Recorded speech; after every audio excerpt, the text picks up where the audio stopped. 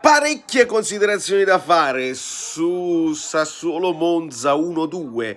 Prima di tutto copertina per sto ragazzino qua, Samuele Vignato 2004, che fa il suo primo assist. E poi, dicevo, i due allenatori fanno giocare a pallone le squadre, sia Dionisi che Palladino, veramente sono piacevoli da vedere le due squadre. Attaccano, non fanno calcio speculativo, belli da vedere sinceramente.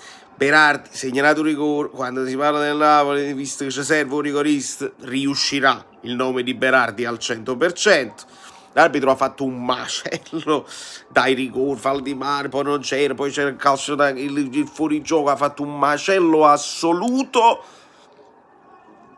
E poi basta, non penso che ci sta da aggiungere altro. Forza Napoli sempre, attenzione, perché si deve parlare all'allenatore nuovo.